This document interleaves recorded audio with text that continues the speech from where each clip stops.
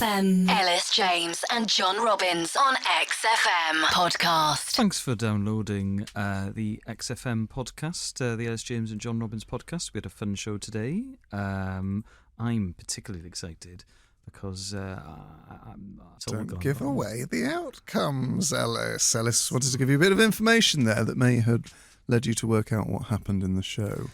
Elis is excited, basically, because of sports nostalgia. Yeah. That's all you need to know. Oh, God. I just love any sport if it's the past. I even love boring games of football if they happened 30 years ago. I just like to see grainy footage of sport. Oh, and I loved rugby when the forwards were slightly fat. The what? When the forwards were a little bit fat. Like, I've just read Crowning Glory, Wales 1968 to 1980, about the rugby team. And just the pictures of slightly fat rugby players make me very, very nostalgic about a forgotten time. I'm guessing modern players would tear them to pieces. Yeah. Yeah. That's progress. Yes. I mean, it's difficult to believe, but we're much slicker than radio broadcasters in the 60s. Well, I'm not sure I was today. Hey! I think I had a subpar performance today. Oh, come on, mate. I went to bed too late. I watched one episode too many of Grandma's House with Simon Amstel. Yeah. But, you know, I mean, Bobby Moore, the West Ham and England defender, he wasn't particularly pacey, but he could read a game. And I'd say the same about you. You're half a second off, but you make up for it with your great wit. I guess I'm like Ronnie O'Sullivan on his C game. He can still get through the first two rounds, but eventually, when he comes up against the top 16, he's going to need to go to that extra gear. Well, I mean, you're not really selling the podcast, but what I will say, yeah, sorry. What I will say is that I stepped up to the plate, and it eventually became brilliant. Also, you're not coming for food, and you usually come for food, and you're a successful actor, and I've got to drive to Cardiff for 75 quid. All right, I will. I'll go for food with you. Will you? I will go for food with you. Oh, hey, I'll pay. Oh, wow. Yeah. Oh, suddenly I've rediscovered my form. I will pay for John's lunch again. Hey, I paid last week. I will pay for John's lunch. Well done. I owe you lunch. I'll buy you lunch. Don't worry about it. Salmon tataki. Oh, what else are you going to have? Oh, the katsu tofu Jew. Oh, you're going to have tofu, agidashi tofu? No, because that's what you have. Yeah. And sometimes we share a tofu katsu Jew. We always do the same. We always do the same. We're both creatures of habit to the extent that sometimes it creeps myself out. Because if I do something once, that is how I will do it for the rest of my life. So anyway, I hope you enjoyed the podcast. It's not as bad as John is making it out today. It's very serviceable radio. There's I don't think anything's going to make it onto the Sony nomination show reel. We'll let producer Dave decide. Yeah. Anyway, I hope you enjoyed the podcast. If you have maybe a suggestion for Sacred Cow or a problem for textual healing, or you just want to get in contact, do email us at sunday@xfm.co.uk. And otherwise, do remember to listen live. We're on every morning between 10 a.m. and 1 p.m. on Sundays. Thank you very much. Cheers. Goodbye. Bye. Elis James and John Robbins podcast. XFM. That was music. This is chat. You're listening to XFM with the Unproducibles, a duo made up of Mr. John Robbins, and to my left, Lechwed Slate Caverns Volunteer of the Year 2009 to 10 inclusive. It's Mr. Elis James. Good morning. How are you doing, Elis? Very good. We are, listeners, today beginning our reputation as the Unproducibles. What have we been doing so far, Elis, to show the staff here at XFM that we don't play by their rules? I have been unable to log into my emails. Yeah! You give Elis a basic set of instructions by email twice, and he will forget them and get sort of blocked out of his own email account. Try producing that. Yeah. The reason we're talking about being unproducible, we should probably let you in on this, is that normal producer Dave, well, he's not normal. I mean, he's the most perfect producer we've ever had. P Diddley, always incredibly turned out. A starched collar, top button done up. Yeah, P Diddley is larging it. Yes. Classic P. Diddley style. He's at a festival in Portugal. We can see it now. It's like sort of 11 a.m. their time. It's like, why don't we get Trey Sambucas? It's a bit early to start lodging in today. Early? Mate, I've been on the Sammy Bees since 8 a.m. I've had Sammy Bees for breakfast, mate. I smuggled in a 6-pack of Wicked. Is that salt round the rim? Yeah, naughty salt. You make him sound like he's from Skipton in Yorkshire. Yes. Sort of the stockboard. But so obviously producer Dave can't be with us. So we've drafted in and producer Neil. You might have heard him if you're a fan of Josh Widdicombe's show on a Saturday morning. And producer Neil, he's been nervous all week, I think it's fair to say. He sent us a couple of emails. Hi guys, I've heard that you're unproducible and that you're sort of these weird visionary mavericks who can't be tamed. Oh, producer Neil, I'm talking into the back of the microphone. It probably sounds a bit tinny. Look at him, he's gone all red. So producer Neil, we're now 10 minutes into the show. How's it been? Good morning. It's fine, but I mean, if you want to sound tinny, it's your name on the show, not mine, so whatever. Oh, you're responsible for producing us. If we turn out to be unproducible, you're the one going down. Fighting fire with fire. I'm not going to go, mate, but I've never had a problem logging into my emails when producer Dave is here. Hey, producer Neil, is my bit of paper going into the recycling bin or the general bin? Well, I'll tell you something. Having worked late, I've seen the cleaners just merge the two bins anyway, so it doesn't matter. Well, then it's going on the floor.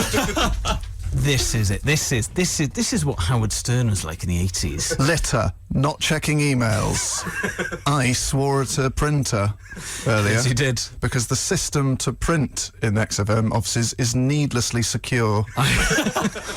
You need a fob and to have had your account set up with printing access. I would say that the transition from paper office to paperless office has been difficult here at XFM because you need paper in an office. Yes, and I've never heard the air turn blue like when you couldn't print that email. It's like trying to move to wheel-less travel, which would be impossible on all forms of transport.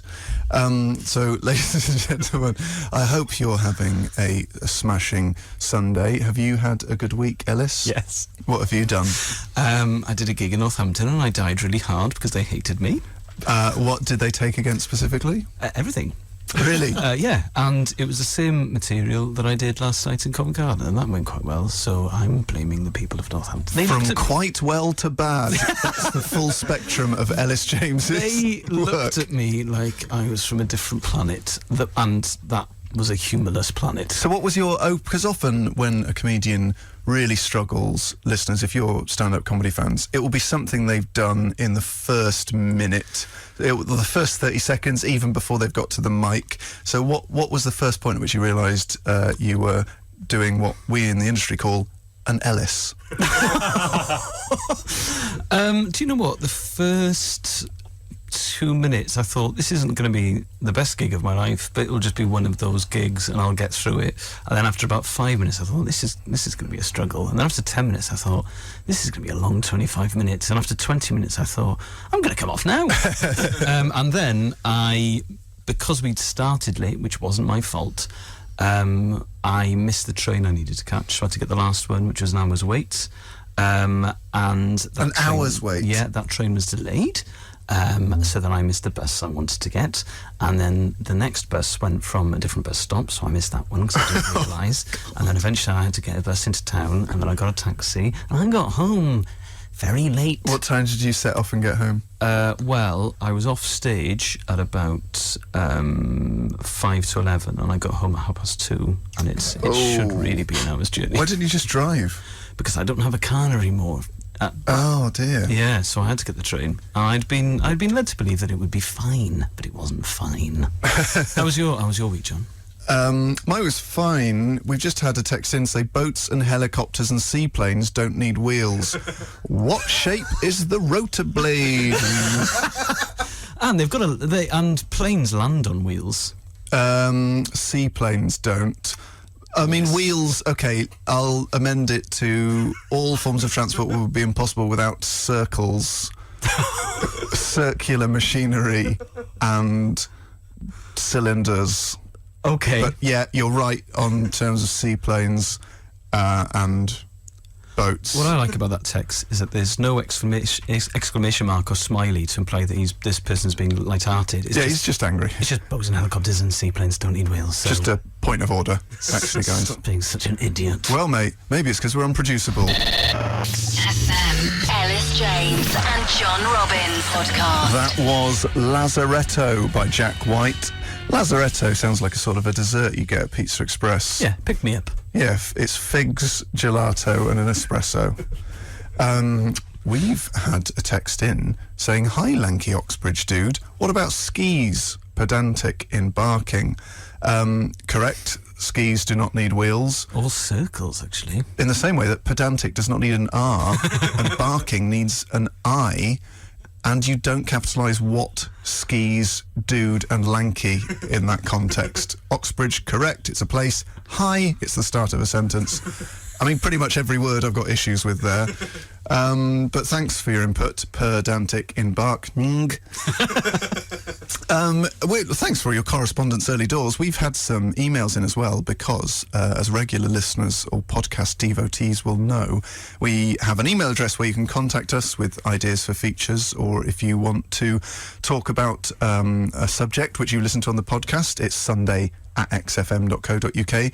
And we had one, Elis, which you are going to absolutely love. It's from Luke, and he would like to say thank you to Elis for alerting him to Gorky's zygotic monkey. Oh, I have just blissed out listening to them for the last 2 hours. That's what you do, you bliss out to the Gorkies. Yes. And Catherine Farmer emails in to say, "I'm very sorry, Elis, but this one is not for you." Okay, all right. She says, "When I was learning to drive 6 years ago, my instructor knew Freddie Mercury, or had known, but I was understandably sceptical, as knowing Freddie is tantamount to knowing a unicorn." Yeah.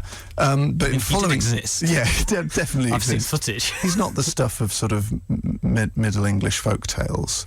But following lessons, he showed me pictures of him and Freddie in a pub. One of them was at a wedding, which he revealed to be in my instructor's wedding. Freddie Mercury went to his wedding. Amazing. As a 17-year-old girl who had already seen We Will Rock You 3 times, I was suitably stunned. I told everyone, but nobody cared. Welcome to my life. Elis James and John Robbins podcast. XFM. On XFM. This morning we are talking about life hacks, those little sort of tweaks, those little tips you have that you might pass on, maybe through a BuzzFeed article. So, as a little admission, John, although you'll know this anyway, every life hack, every little tip I have that makes being Elis James easier has been given to me by you. I'm not one of these sorts of people. Actually, I've got one or two. If you're cheeky, it's actually quite easy to get an upgrade when you're hiring a car. So tell me how that works. I'll be the guy at Avis Rental. Okay. Hi, I'm here to pick up a car. I booked it online. Hello, sir. What's the name? Elis James. Okay, great. We've got a Chevrolet Matiz for you. Yeah, but on the website, it was actually a Daewoo Lanos. Okay, let me just check. I'm afraid we don't have any Daewoo Lanos. But I really wanted a Daewoo Lanos. Well, I'm sorry, we only have a Chevrolet Matiz. It does say on the website all... Can I go up to the Vauxhall Corsa 1.2? Yes, that'll be an extra £7. Yeah, I'll pay that. Basically, Okay. that is... I don't see how did you get... You weren't cheeky at all in any of that. You were a bit annoying. Nearly downgraded you to a tandem. Okay. which would need wheels/circles. Exactly. Sorry to undermine you at this stage. So there's that. And that is my only life. Oh, great. Well, such a tough life. You've got loads of these. You're always giving me little tips and hints. And Yes. So, for example, when I get up for XFM, I will set 3 alarms. I won't use snooze because snooze is infinite. So I'll set one alarm 7:53, one alarm 7:57, one alarm 8:05. So why are you giving it... so it goes up from 4 minutes and then an 8-minute interval. Why is that? Because if I have a super sleep, then I can get up at 8:05, and then I really have to rush. So because a snooze is ongoing. Another one, this is my top tip, listeners. I discovered this out in New Zealand. We were in an apartment, and I opened up the freezer to check on the ice situation for my morning rum. And in the freezer, there was an ice tray and an empty Tupperware box with no lid. I thought, well, who needs a chilled Tupperware box? And I realised after 2 days that empty box was for you to empty ice into and then refill the tray. Oh. Thus creating a manual ice machine. Yeah. So as soon as I got home... Perennial ice loop. I got our biggest Tupperware box, put it in the freezer, emptied the trays into that, filled them up. I've never run out of ice since then. This is great. Oh, I don't know if it's a life hack, but it's a tip. I've discovered that as long as the heat is low enough, you can wash your hair and fry an egg at the same time, which I discovered when I was very late, but I really fancied an egg sandwich. Well, I will put a can of beans on before a shower, and by the time you come out of the shower, if you put them on a low heat, they're bubbling away nicely. Oh, isn't life great? It's to be cherished. And if you producer Dave, you cherish that by getting on it at 9 a.m, because he's an absolute Stockport legend. In Robbins' case, it's ice and beans. XFM. Elis James and John Robbins on XFM podcast. Speaking of life hacks, folks, I had a haircut this Thursday, and a haircut at my barber's. I always go to the same barber's in Bristol. Never get my haircut anywhere else. Does look good, by the way. Thanks, man. Haircut's £10. I asked him if he could trim my beard as well. He said that'd be £12. I'd only taken £11 into the shop. He doesn't take cards. Who's won in that situation? Sorry, Gigs, if you're listening. Little life hack for you. If you're polite enough, you can get an eyebrow trim at any barber's, usually for nothing. Amazing. I did it yesterday. Yeah, check them out. Yeah, I've got the eyebrows of a young man again, and not like Norman Lamont / Dennis Healy. If you've got any life hacks to help us out, folks, then it's text on 83936 or tweet at XFM. We've had one here. I don't think this is really a life hack. It's just someone has texted in to say, when clearing the table after dinner, I do all the condiments at once by using all of my fingers to be quick and efficient. That's not a life hack, that's clearing a table using your hands. I wonder what he's thinking when he's doing that, going, you wouldn't catch me trying to clear the table with my feet and toes. And all of those idiots. Maybe unless that person has been blessed with more fingers. A polydactyl. Is that the word for it? I'm pretty sure it is. Ian Wright used the word pterodactyl on the World Cup coverage the other night, which is something I never expected. How does he manage that? I can't... Oh, you know, there was that sort of grasshopper, I think it was, that was on Rodriguez's arm. He went, mate, it looks like a pterodactyl! And suddenly my world felt like it was upside down. Has he gone back out to the World Cup after his house was robbed? Yes, he has, yeah. Wow. Which is why Izzy suddenly likes the World Cup. My girlfriend likes the World Cup coverage because it's given it a human. Another great life hack, folks. If you're a regular traveller or commuter / driver, then branches of Pret, Costa, Nero, Eat are absolute jewel dens for the sugar sachet, HP sauce, mustard sachet, napkin lover, plastic spoon and fork addict. So whenever I stop anywhere to buy a coffee, I will make up the difference by a handful of ketchup sachets, brown sugar, little holder packets. So in my car at any one time I will have 50 on my ashtray in my car. I took out the ashtray, it's just full of little sugar packets. I've got in my driver and passenger side pockets, I've got sachets of mustard, vinegar, brown sauce, so that any dull sandwich on a commute can be turned into a taste sensation. And also it means that your car is such a pleasant environment to be given a lift in. It's like the desk at a little chef. Yeah. But on wheels. Which, as we've established, you need for transport. Though someone did point out that rowing boats don't need any circles, though they do for the oar holders. You do need to have a curve. So I think I will I will retract what I said, and I will just stick with that every form of transport needs curves. It's funny, isn't it? Because Apart from a square sled. People really complain that there's politicians never say sorry.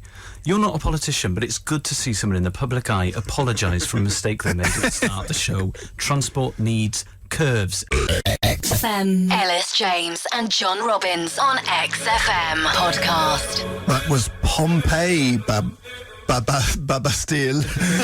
So there was a Jamaican accent there for a second. Folks, now come on, team. Every week here on XFM, Elis and I attempt to think up topics that will engage you, that will mean you want to text and tweet in with your opinions, your anecdotes.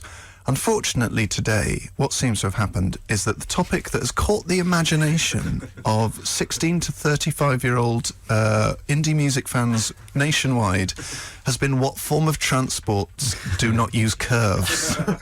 I mean, the ratio of tweets and texts we've had on that subject compared to the one we actually asked you to tweet in about is phenomenal. We've had a tweet here from 76 Deek to say, does a surfboard conform to any of the geometrical rules being placed on modes of transport, or is it the exception that proves the rule? I'm guessing you could, and I'm sure there are technically surfboards without curves. We had a belter of a text saying, punting boats with squared punting sticks require no curves. A hasty Google image search proves you right, though I'm arguing that a squared punting stick would chafe more than a curved one. It's like when we had a texter prepared and I said, isn't a Cadbury's cream egg a lovely weight to throw? Yes. And the switchboards lit up. People are like, yeah, I often buy a second cream egg just so I can throw it at a moving car. However, listeners, if you think that this show needs a sort of steady hand on the tiller because we're unproducible, then you'd be right. Our usual normal producer Dave, is #larging it in continental Europe. He's at a festival, and we're going to try and get him on the line. He's apparently up for this. I imagine he's absolutely hammered. I'm glad that nobody's got a breathalyzer. It will be 11:56 in Belgium where he is, I think. I mean, producer Dave will have, if he slept at all, will have been on it for hours. So have you got him on the line, Neil? Let me dial the number. Okay. Oh, this is tense. Is he going to pick up? If he's in Belgium, he's probably on his second plate of chips and mayo. Can you make us hear the ringing sound? It's taking its time to connect. Okay, that's fair enough. He's probably ordering his 5th pint of 10% lager. Here we go. It's the foreign dialing tone. Producer Dave, will he pick up? Now, bear in mind, I don't know if you've seen In the Line of Fire, but producer Dave would throw himself in front of an improvised bullet fired by John Malkovich from a plastic gun to save this radio station. Can't take your call right now. Leave your message after the tone, and when you're done, press hash. He's large in it. Hi,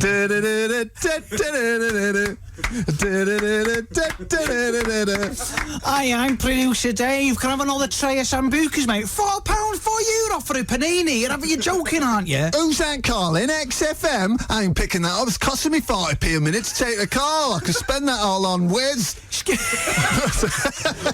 Not that he does that. Excuse me, Magnus, bottle of times 10. Yeah. Hi, producer Dave. This is Elis and John, XFM and The Nation, leaving you a message. I'm sorry to have slandered you there on air. It's the first word that came to my mind. Mate, the show's fallen apart. Robbins has had a breakdown. Producer Neil is sweating. Vin's walked out. Producer Neil doesn't use the time out sign when we're going on too long. He uses a wind-up sign, and it's confusing. Also, he didn't give us one of those weird grids that you always give us to show what we're meant to play next. I don't like... Come back, Dave. You're not allowed time off anymore. I love you, producer Dave.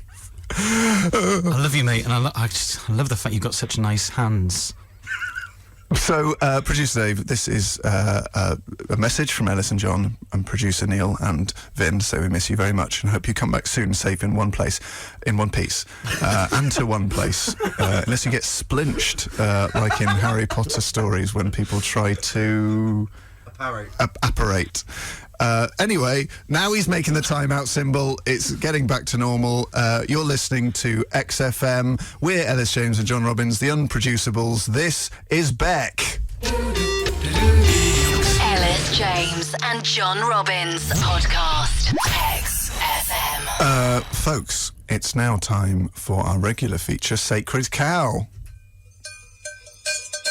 XFM's Sacred Cow. Sacred Cow. Sacred Cow. This is the part of the show where Ellis and I and you argue whether the big bands and musicians are overrated or not, whether they deserve to be entered into the paddock of sacred cows or consigned to the abattoir of being over-venerated, and it's Ellis's turn to choose. So who are you going for this week, Ellis? Oh, good grief, I can barely say the name. His face is taut. Horrendous funk metaler rap rockers, the Red Hot Chili Peppers.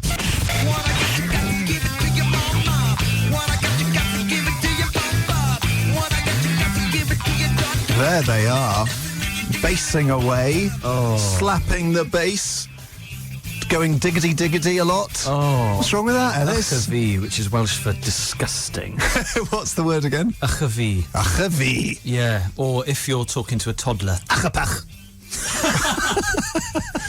What's wrong with Red Hot Chili Peppers? well, the sound of the summer, aren't they? For a kick-off, funk metal is probably the grossest genre of all time. And rap rock is horrendous, and that is the Red Hot Chili Peppers. And also, just the sheer amount of slap bass. The slap bass is only acceptable if you're playing it ironically at a house party. If otherwise... Who plays slap bass at a house party? My friend Dave. Okay. And, we'd be at a house party. He doesn't like doing it because he's cool, but he can do it. So I say, come on, Dave. And he'd be like, oh, do we have to? And I'm like, yeah, play the slap bass ironically. And then we'll drink a can of Kronenberg and laugh. And then he would, bang, bow, bow. And it would sound like Seinfeld. And everyone would say that. And then it was great, but that is fine. But to build a career on it. Oh, God. I mean, funk metal, that is such a... It's like hummus and Cocoa Pops. It just does not mix, I don't think. And also they're sort of jocks, and it's real frat boy American music. And also they had an album released in 1987 called The Uplift Mofo Party Plan. That is... No! Absolutely not. And they should go into the abattoir straight away. I don't even think it's a discussion. I mean, any band that uses the term mofo is really caught between two stools. Okay, I'm going to defend Red Hot Chili Peppers. Red Hot Chili Peppers defense coming up. They Flea... Yeah, he's called Flea. Their bassist Flea passed the audition to be in the Mothers of Invention, Frank Zappa's live band, and turned it down to be in the Red Hot Chili Peppers. Oh. Not sure if that's a good defence. Well, I mean, I mean, musically, that's a terrible decision. Financially, he really made sure his ISA took care of itself. The weird thing with, especially now that you can put 15,000 quid into an ISA, because of the new rules. But I'm not sure that bothers Flea, because presumably his money is kept in an American account. Anyway. I bet he's the only person called Flea who has an address.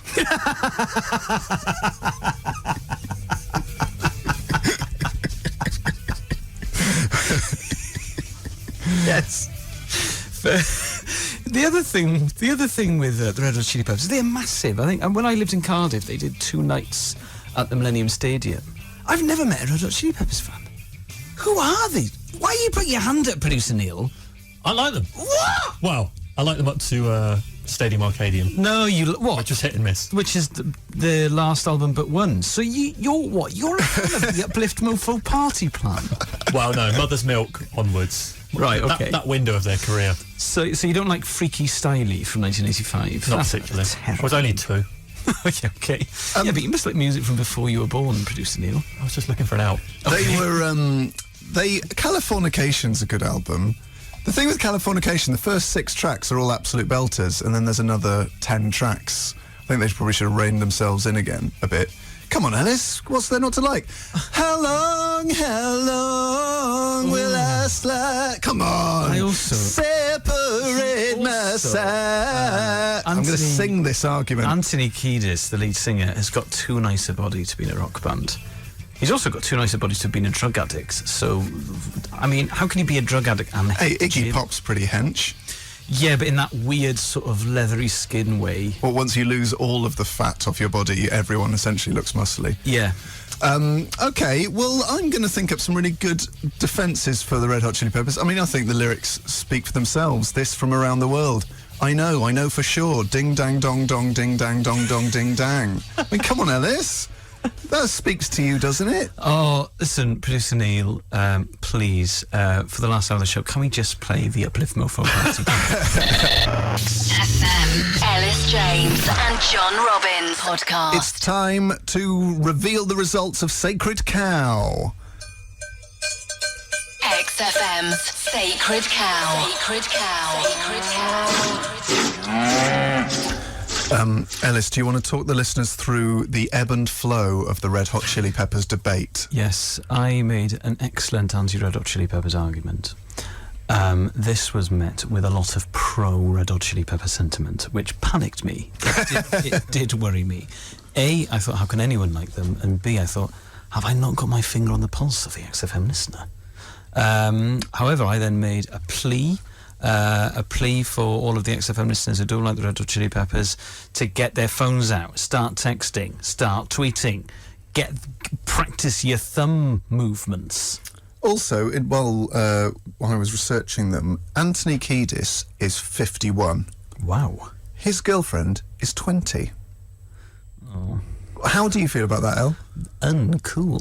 Yeah, I didn't think it is uncool. That is uncool. Because like, the difference between 50 and 30... Should be living in halls. Exactly.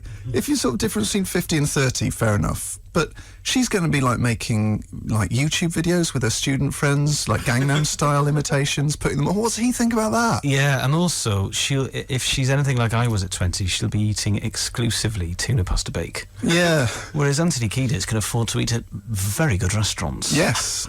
It just must be... I mean, he must look like a dad. Oh, well, I guess the advantage he has is that he looks like Anthony Kiedis. Yeah, he looks like a cool rock dad. Yeah, but something sticks in the craw. But, can he come round after practice? Well, shouldn't you be revising for your exams? I think I'll stay and write another slap bass riff. I mean, also, if she took a year out, she wouldn't have exams yet. What's the age difference in you and your girlfriend, Elis? 2.5 years. Producer Neil? We're the same age.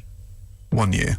All above board in the studio. If I was going out with... Oh, she'd be...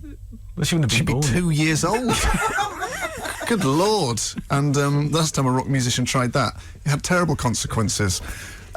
You're listening to Sacred Cow, where we will now reveal whether... Oh, we've had another late tweet in for the abattoir from Miss CMCB. So, Producer Neil, have you totted up the facts and figures?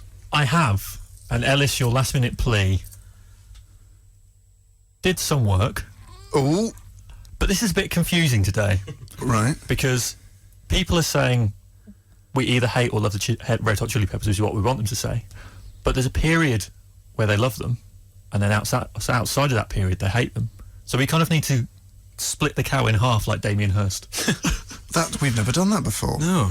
Can we maybe import some formaldehyde into the paddock? is that doable? Well, I don't know. I mean, obviously, producer Dave's not here to make the ultimate decision because he's lounging it in Belgium.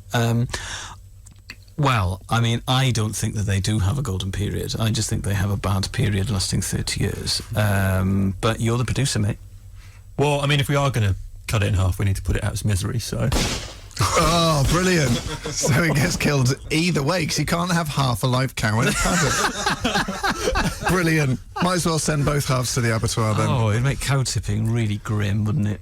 Oh, God. Well, easier. Yeah. Elis James and John Robbins podcast. XFM. On XFM. It's time for one of our regular features. It's textual healing.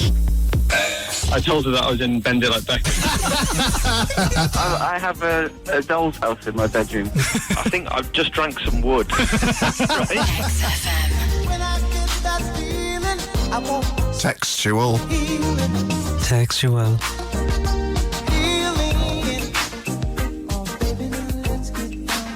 Every week at this time, Elis and John, that's us. Sorry, I've phrased this in a very weird way. One of our listeners calls in with a problem, and John and I will try and solve it in our own unique sideways way. Is that in a bad way? Oh God, I'm having a nightmare. Anyway, we've got a caller in on line 1 who's got a problem for us to solve. Caller, are you there? I am. Hello. Hello. Just quickly, do you want to remain anonymous? I'll give my name. I'm happy to say my name. Right. Okay. So I can say that he's called Gareth and he's calling from West London. What's your problem, Gareth? Right. So we've recently moved house. We've got a new house, and it's very exciting. And basically, we wanted to make a good impression to our neighbours. That was the plan. And we got there within the first week or so. We wrote a little card to the people either side and above saying, hello, we're new to the area, say hello, it'd be nice to sort of meet you, We have got nothing back. Oh, no, not even a knock on the door? No, and I was a bit sort of bit put out by this now, so I've started to sort of put myself out there a bit. In what way? You're trying to seduce them. I knocked on the door of the flat above to basically go, hi, we share a garden. Maybe we should just talk about, we're new here. Which of these plants, do I need to look after? And he went, I don't know, none of it, and that's it. So, he gave me nothing from that. So I just, what am I doing wrong? How can I sort of ingratiate myself with the neighbours? Wow. Or is this me being a sort of weird dweeby small-town Welsh person who wants to know the people who live around him? I bet Elis can guess where you're from your accent. I'm imagining, are you from Neath/Port Talbot? Yeah, that is terrifyingly... That is bang on. Do you know what? A couple of weeks ago, I incorrectly guessed that someone was from Rhydaman. They were from Bryn Aman. It's the same valley, but a different village, and I was livid. It's my day. But anyway, well, I imagine if you're from Neath/Port Talbot, you'll know your neighbours. Yeah, absolutely. And I find this now disconcerting. So what am I mean, yes. So we've blown the card that we've given the card. The next festival is Christmas. And that's a long time to wait for another card-based opportunity. Do you know what? I moved in to a new house in South London at Christmas, and we were given one card, and my girlfriend went round to say hello to them because we're both small-town people and wanted this. I know my neighbours at home. And one person was really up for it. The quantity surveyor next door was less up for it. One person said to my girlfriend, "Yeah, we know you've got an ironing board now because we saw your boyfriend walking down the street with it all wrapped up, wasn't it? In cellophane. It's a new ironing board you've got." Yeah. Could you organise? So the next festival isn't Christmas. You've got Halloween, Harvest. So why don't you organise a harvest drinks affair where people can bring tins of food for the elderly in shoeboxes wrapped in tin foil? Yeah, and everyone can bake a different harvest cake. Yeah. I mean, of my neighbours, I only know one because I had to give him spare keys, and he's the stage manager of who are they called? One Direction.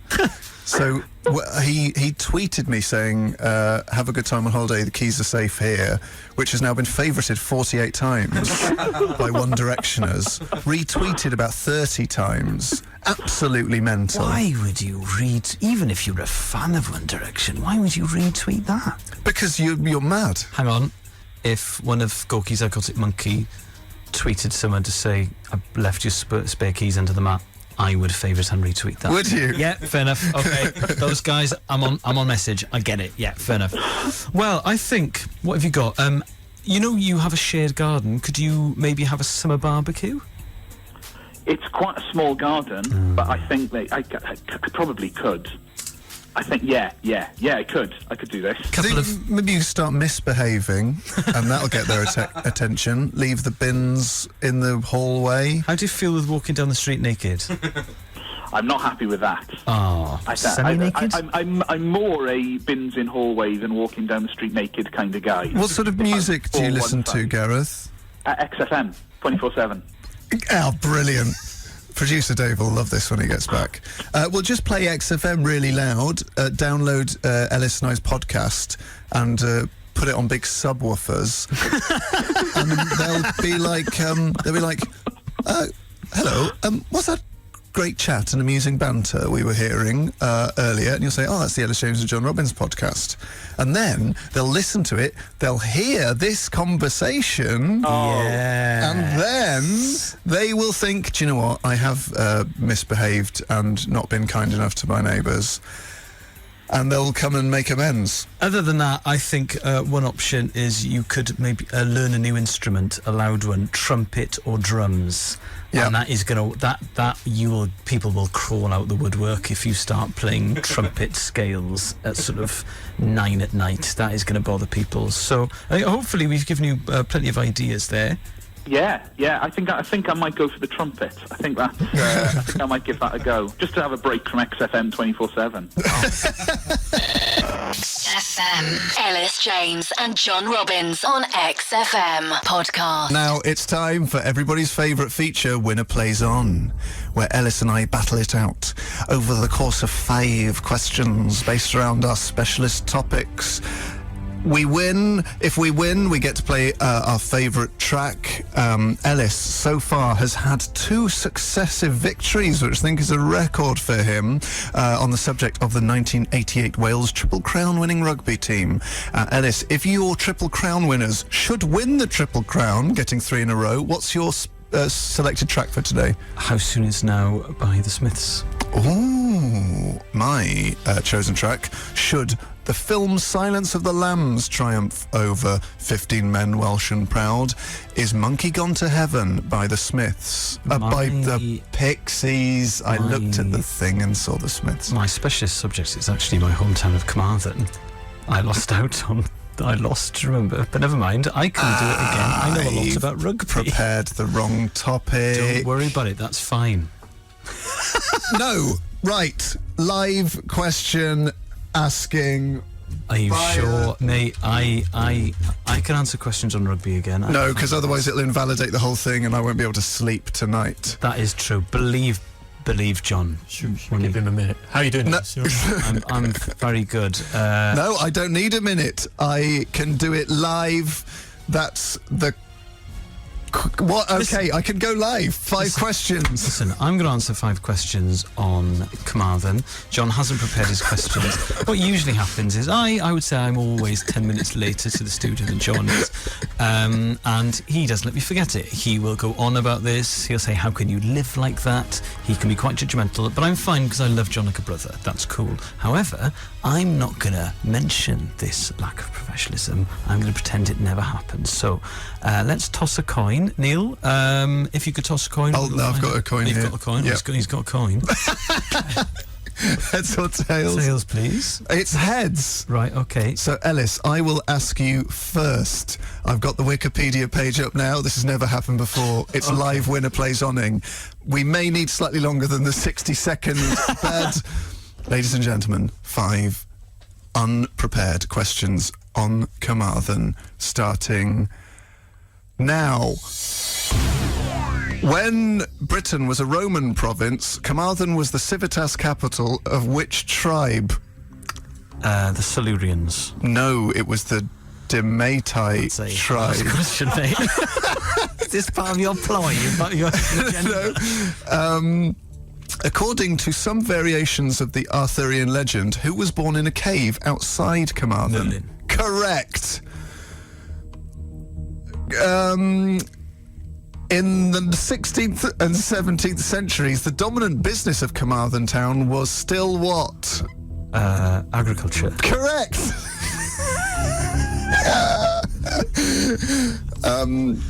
Carmarthen town hosted the National Eisteddfod in what 3 years? 1974.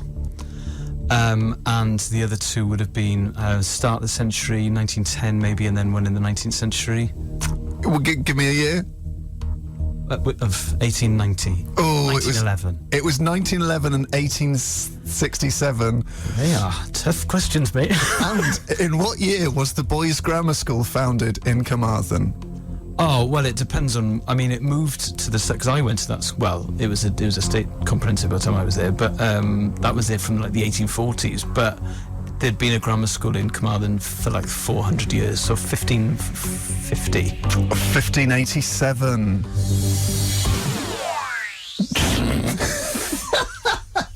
How many did I get right? A respectable 2. Yeah, 2. Okay, well, I think my winning streak's come to an end. Oh, lordy. Hard questions. Right, okay, John. Questions I prepared last night in front of the Holland-Costa Rica game. I did prepare questions. Yes, they were on a different topic. Mate, you're great. Don't worry about it. Okay, 5 questions on. The film The Silence of the Lambs, starting now. Who wrote the novel the film is based on? Robert Harris. Thomas Harris. How many Oscars did it win? 5. Yes. What was the job of the person whose liver Hannibal Lecter ate with fava beans and a nice Chianti? He was a census taker. Yes, he was. That's right.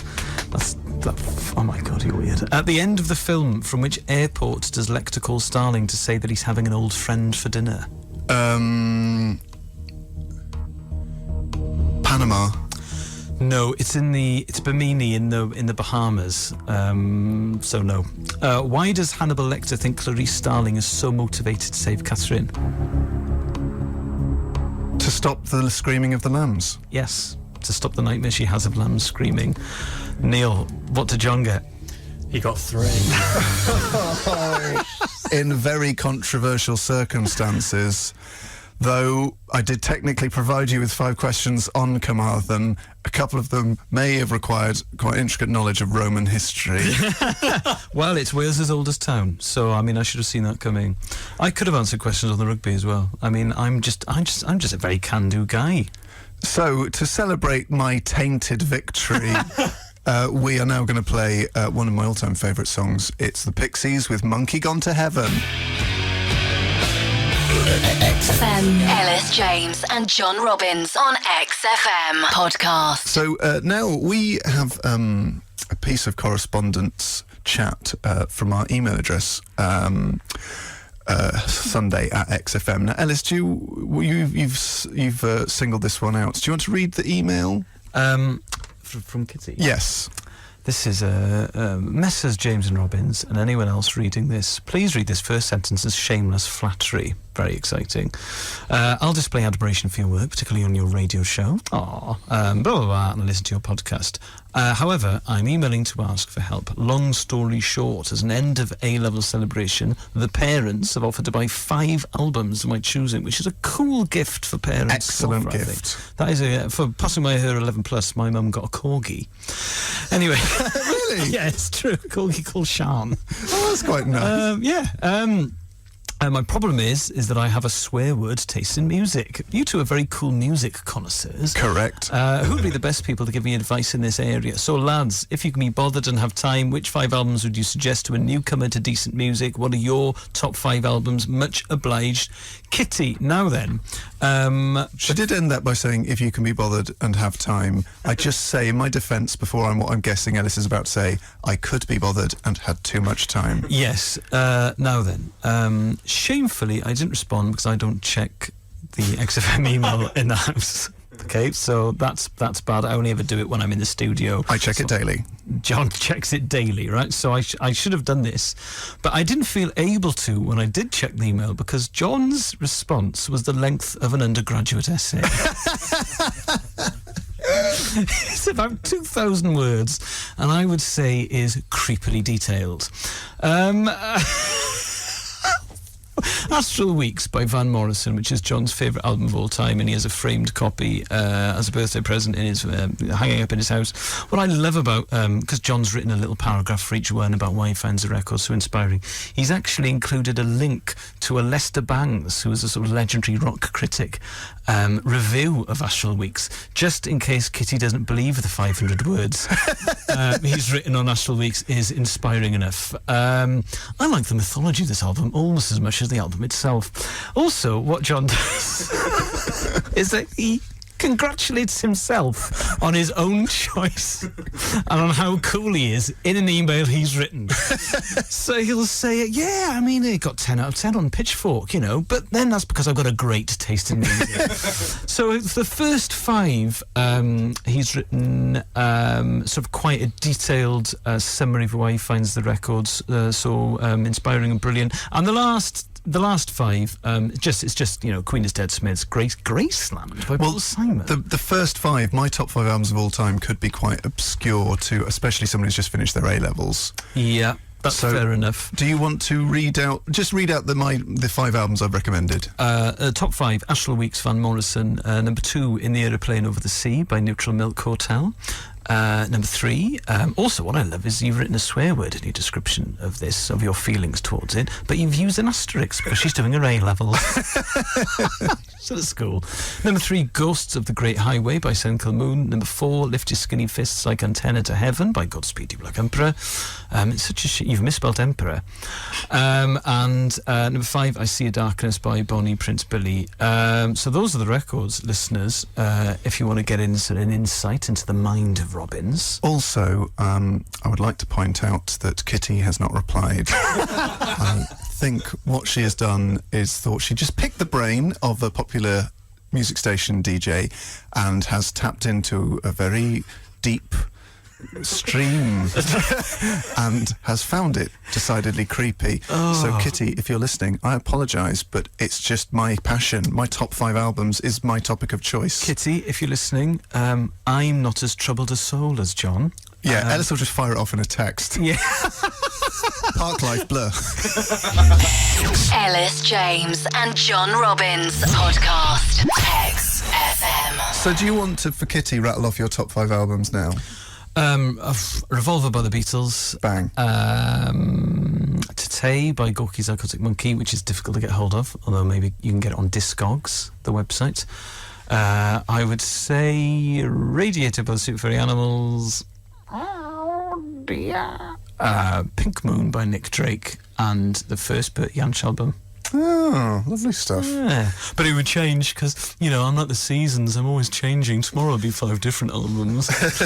We've already had, I mean, this has really stoked the fires in the listeners. We've already had texts and tweets about people's top 5 albums. I think this would be quite a good thing to discuss. Top 5 anything. Producer Neil suggested top 5 husband and wife bands doing the Muse song, to which I poured scorn on that idea and said there aren't 5, and then he named 10. I mean, I don't think there's enough to make selecting 5 difficult. But if you would like Elis and I to discuss our top 5 anythings, could be music based, could be film soundtracks, could be percussion instruments, and do email sunday@xfm.co.uk and expect a reply from Elis in under 140 characters and a reply from me, which will mean you need to refill the paper on your printer. Yeah, but you know, at the end of the day, I'm part of the hashtag generation. Yeah, but on Twitter, if you say that, it just means I'm part of a generation. Which everyone is. Yes, my generation, you're quite right. Right, so we got lots of great music coming up in the show from the Cortinas. I was going to say Blink-182 then, but I don't actually agree with that. We'll get that kicked off. Producer Neil, mate, if we don't like a song, we won't play it. Do you hear me? We're unproducible. Someone was asking on, a mutual friend of ours was asking for top album recommendations, and I was scrolling down to see if anyone picked any of my top 5, and 2 people did. Someone recommended Astral Weeks, and someone recommended 3 albums. One of them was In the Aeroplane Over the Sea by Neutral Milk Hotel, the second best album ever made.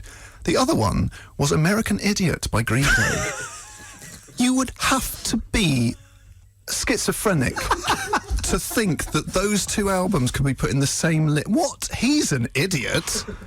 How could you do? That's like recommending, like, oh, go and see a Monet and then go and see just a bit of graffiti tag.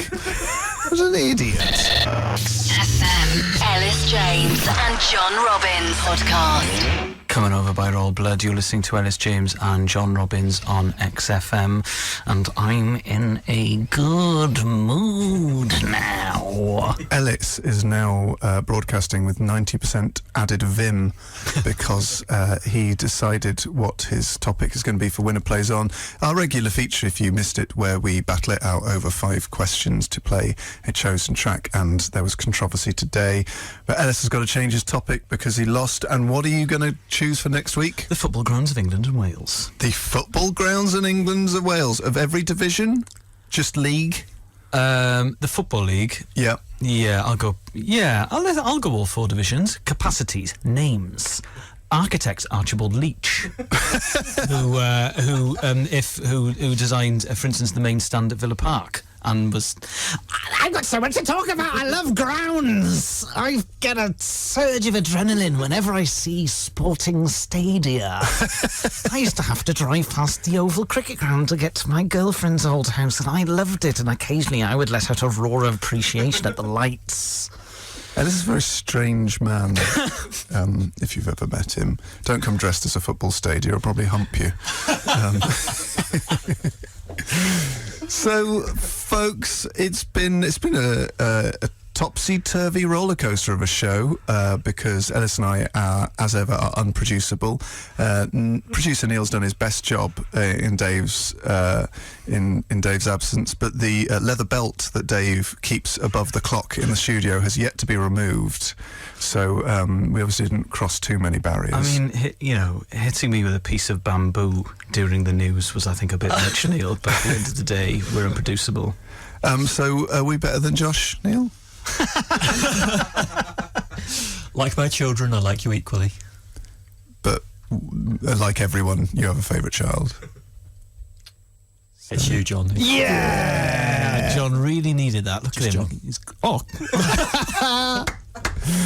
Okay, folks, thanks so much for listening. As ever, you can email us in the week, sunday@xfm.co.uk, and check out the podcast, which, unlike Josh Widdicombe's podcast, will probably be up within the day. Thanks very much. Goodbye. Thank you. Goodbye. If you like this podcast, why not check out some of the other great ones available to download at xfm.co.uk. XFM. Josh Widdicombe. Vaccines on XFM. This is Josh Widdicombe on a Saturday morning. And now we are joined by our first guest, Mr. Rob Beckett. Oh, thanks, mate. I really appreciate you having me on. It's all right. Really it's do. good to help out someone who needs it. Yeah. How are you? Yeah, good. Yeah? All right, mate. Yeah. Feeling fresh. Feeling fresh? Yeah, here on time. What would you normally be doing at this time? Listening to the show, obviously. Yeah, listening to this. If you didn't have digital radio. Trying to desperately tune into something else. But unfortunately for me, it's all I can get on my... radio. No, I don't know, really. It's all different, isn't it? You know, it's like being a comedian. Some days just laying in my pants playing FIFA, the good days. The good days. Or, sitting in a hotel waiting to go home from somewhere the night before. Yeah, you know you're allowed to leave. Yeah, I know, but I always think if you've got a checkout time, stick to it. They've given you that grace. I'm getting me full 3 hours out of this. That'd be brilliant if you hadn't understood what a checkout time was. Oh, so I'm just like you're locked in like a prison sentence. It's like the Crystal Maze. Going down reception, I was on parole at 7 a.m. I was like, I've got a train in an hour, come on. Also, have I got to eat breakfast for 3 hours? Music that rocks.